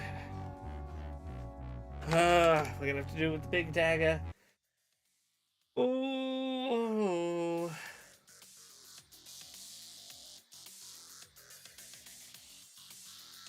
Okay, can I do this with the wrong size of knife?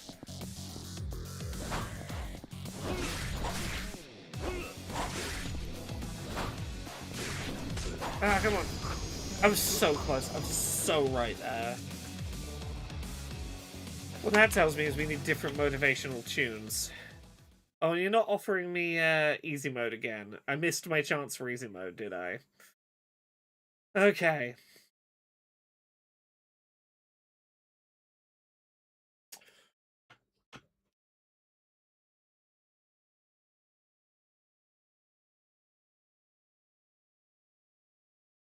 Oh, okay. Okay. Ooh, Dessa. Dessa 5 out of 6. I'm looking for all of my like feel like I could fight God tracks. Gotta feel like I could fight God for this. Oh, this is the one.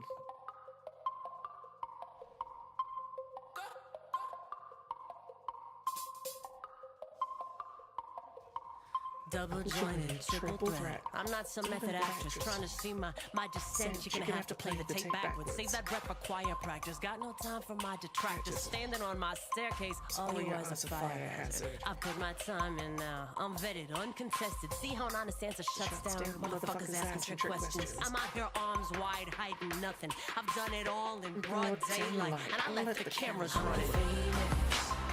And yes, red eyes shining in the camera flash. My secret is I don't keep them. See something, go ahead and say something. I ain't afraid of it. I don't drown, won't stay down. He finds a way to rise somehow. Skin the crowd is up, coming out, and I don't see too many rivals now.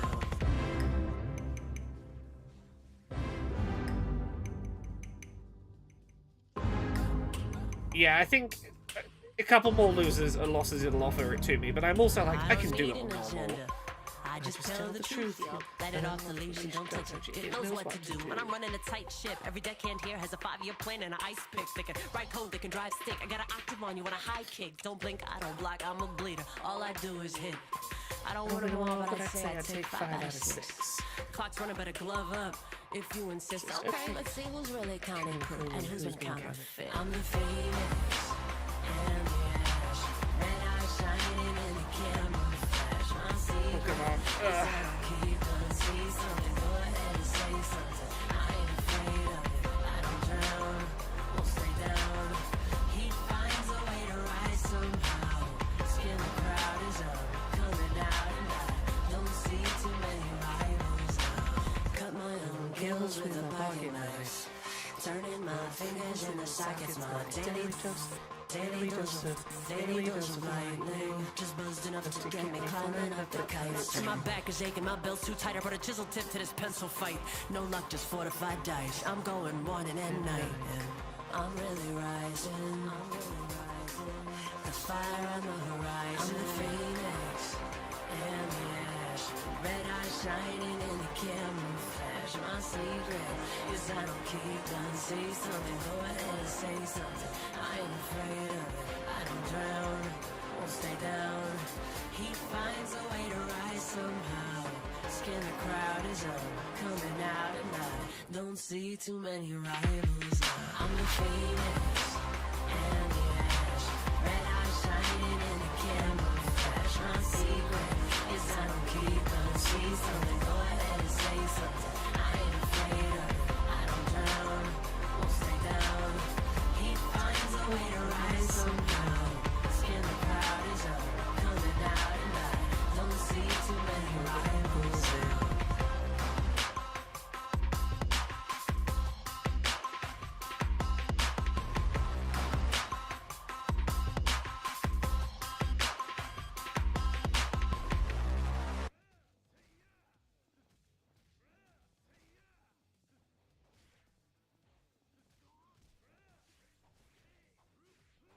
Come on.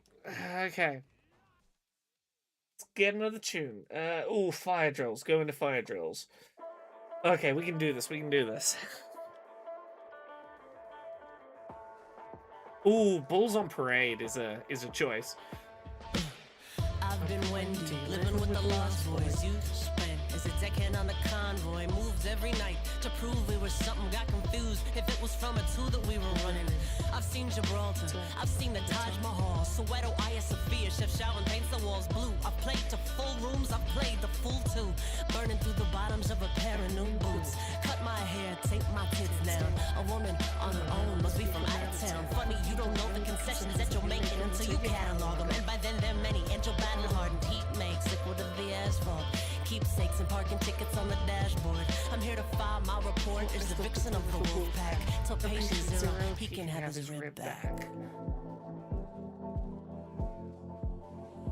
You can count my ribs. Count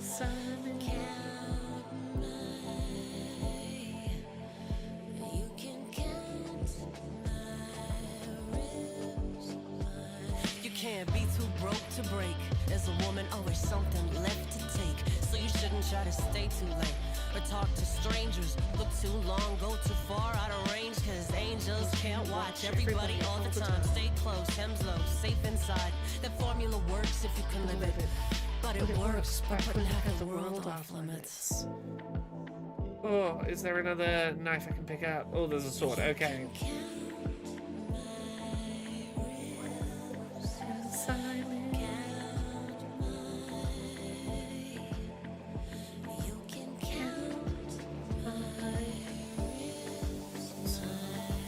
We don't say go out and be brave.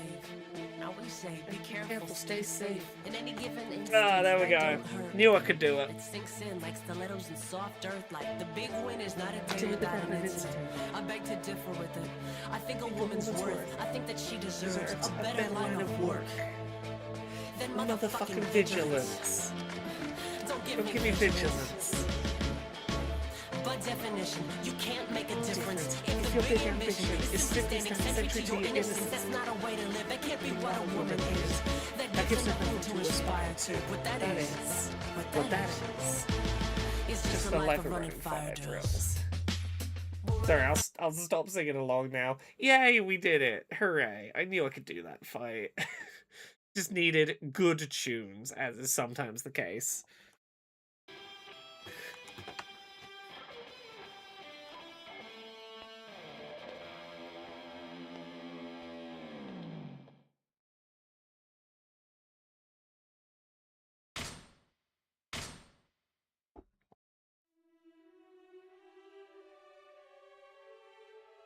Now, which chapter number are we up to, out of curiosity? We're getting pretty far on with this one, I think.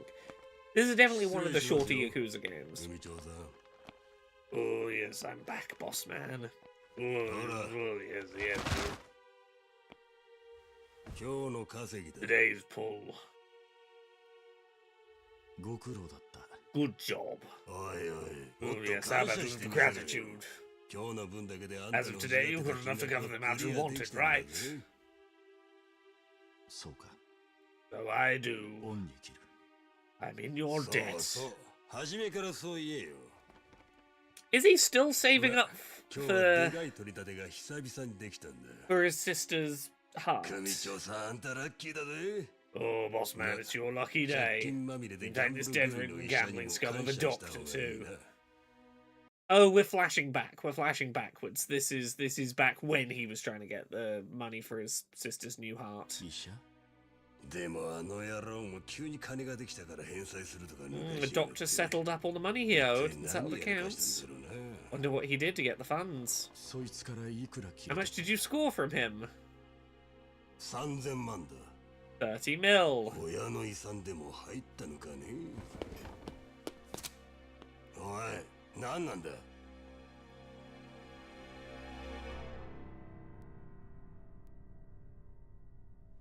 Fuck. 3000万用意できますか Nishiki really can't catch a fucking break, can he? We just went and collected 30 million from the very doctor who, for 30 million, was gonna get us that black market organ. He's not. He no longer needs the 30 million. We roughed up the person who we were trying to earn that money to give to. As Cass says, the heart that totally exists. I mean, that's another question, but the Yakuza just roughed up the very person we were hoping would get us a fucking black market heart for his sister.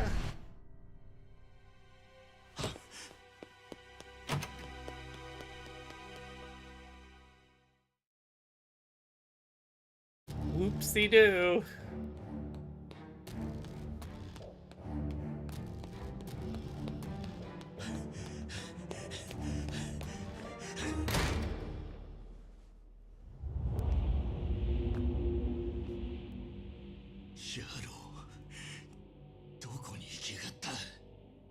Yep.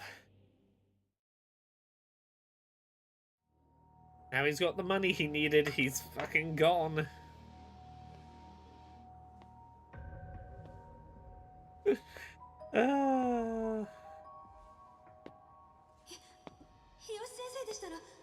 This is regarding Dr. Hiyoshi. All the nurses are just as dismayed. Apparently, he suddenly resigned. He literally ran out of the building. No one can reach him.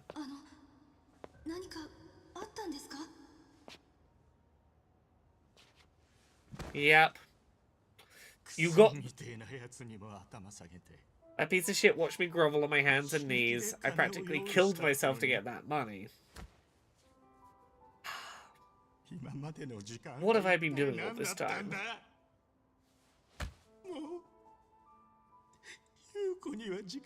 Yuko doesn't have any time left. You got the money you needed to save her, but now the connection that could have saved her is gone. Nishiki really had a fucking rough time of it.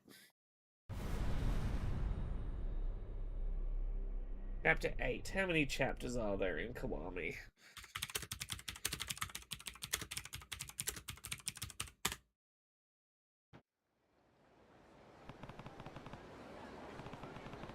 Okay, yeah.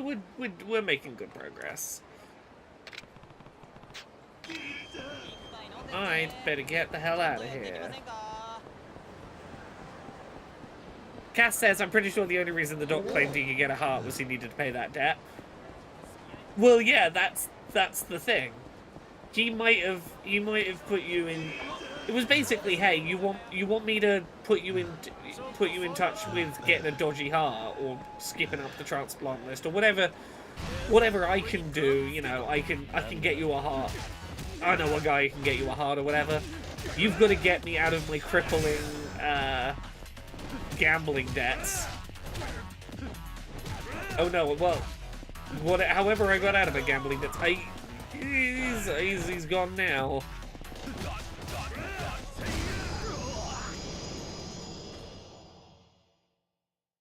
It's, look, whether the heart was real or not, Nishiki knows it certainly ain't happening now. Oh, Cass, I get what you're saying. I think he might have been lying about the heart. He might not have been lying about the heart. I think either way, Nishiki has been robbed of his chance to pay that money, and maybe the hope is gone. This was the only person who had offered a way to get that heart, and he's gone. I think to Nishiki that's probably all that's important now.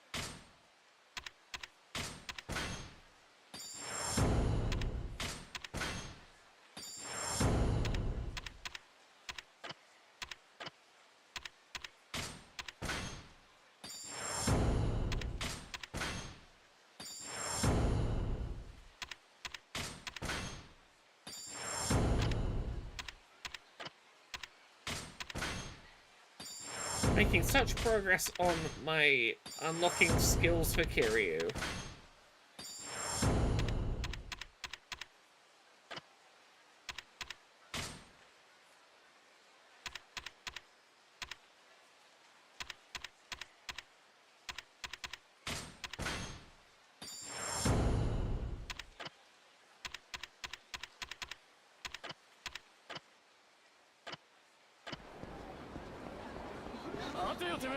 Where am I going right now? I'm not sure. We'll find out.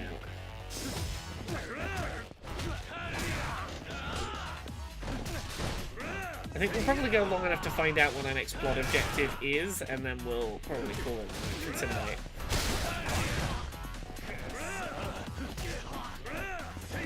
Yeah, from the looks of it, I'm about halfway through the game right now, so maybe another couple of weeks and We've got probably 2 more weeks of Yakuza-ing ahead of us, would be my guess.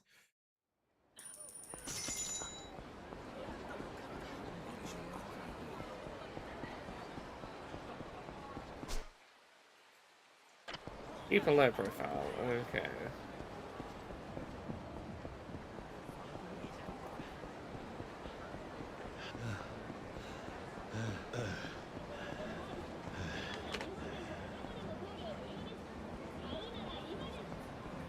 What have I got on my work to-do list tomorrow?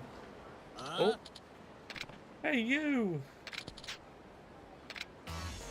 Oh. Hello, street ruffian. Oh, I do hope the next Ichiban RPG is coming down the line for this series. Oh, hey, Majima! What you doing here? What's the justification today for us fighting, buddy?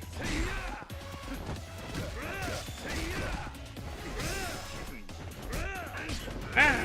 Oh!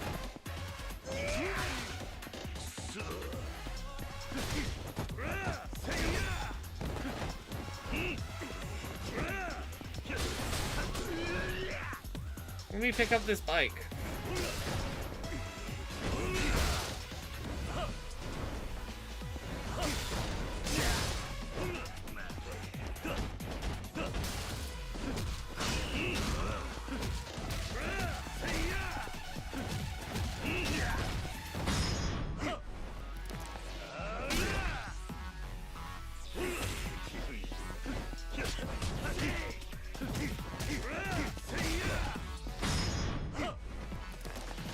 Let's go.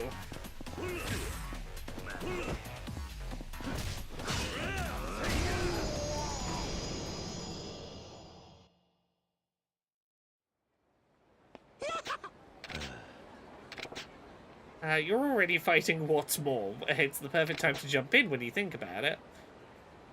Besides, you're not allowed to have fun without inviting me. Next time you're gonna start a fight, call me first. Come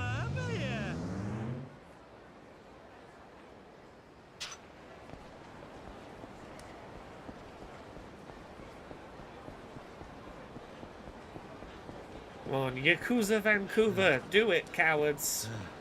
It's time. It's time for Yakuza Vancouver.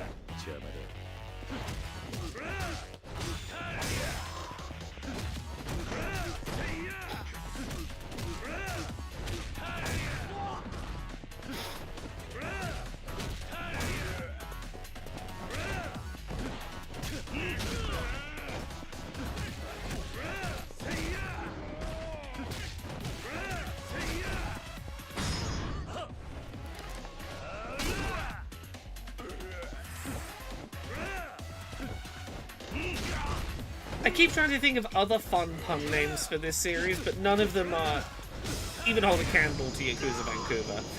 Why Vancouver in particular? Because a Canadian Yakuza game would be great, and Yakuza Vancouver is just simply fun to say. I'm not, you know, it doesn't have to be strictly entirely set in Vancouver. I believe me and Cass pitched back and forth a side quest based on the Saskatchewan-based sitcom Corner Gas. Right? Like, you know, we have a little Corner Gas side quest in Saskatchewan. There's room for, like, a Montreal... Ichiban struggles to understand French side quest. I thought they spoke English here. I learned so much English. Why do I no longer understand the Canadians? You got a fun one there. You got your Due South, side quest. Is there a pun in Yakuza Vancouver? It's not a pun. It's just Yakuza kind of rhymes with Vancouver, and it just has very fun mouthfeel. Yakuza Vancouver. It's just very fun to say if you try saying it out loud.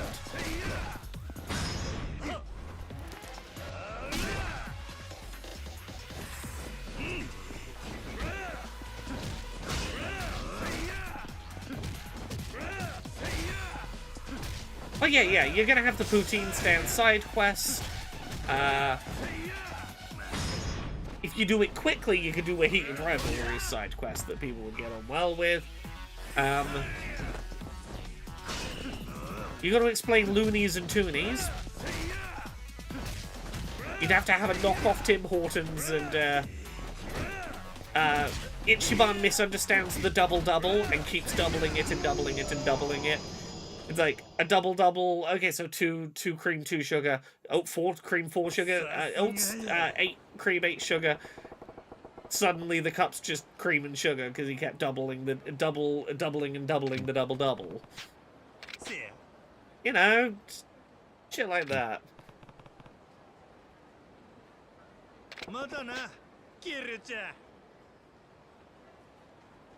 Yakuza Vankuza is they both the amalgam names both work great.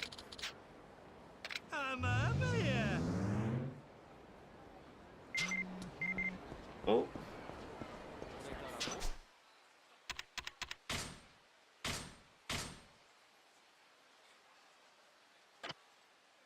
Roll together. Oh, he's gonna be at the bowling place, isn't he?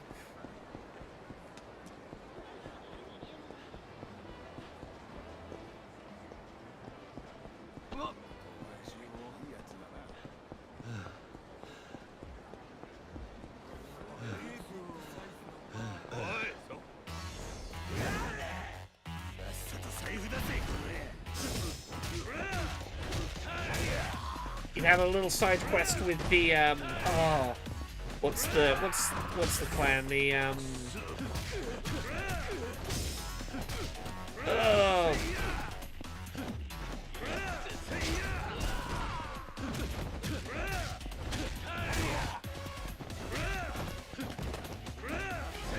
Brain has lost that. Who am I thinking of? Brain, what are they called?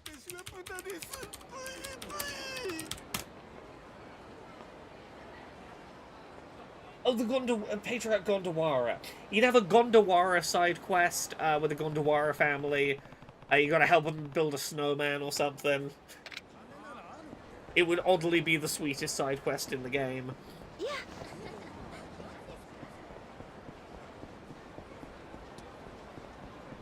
Oh, the scientist with his giant automated AI Roomba. He would be trying to make a Zamboni to... It would be an AI Zamboni trying to clear the ice on the hockey field. And it goes haywire. He's trying to upgrade the Roomba into being a Zamboni.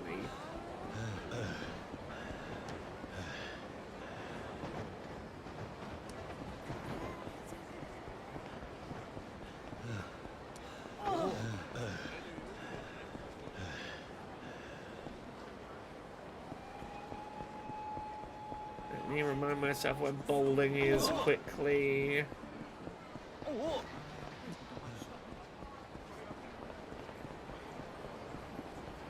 Yeah. Is this where Majima is?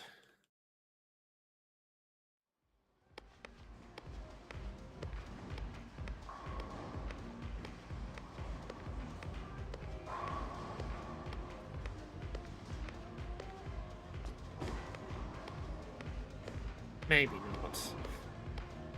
Okay, I think I'm gonna wrap the stream here for tonight, as it happens. I'm gonna be streaming again on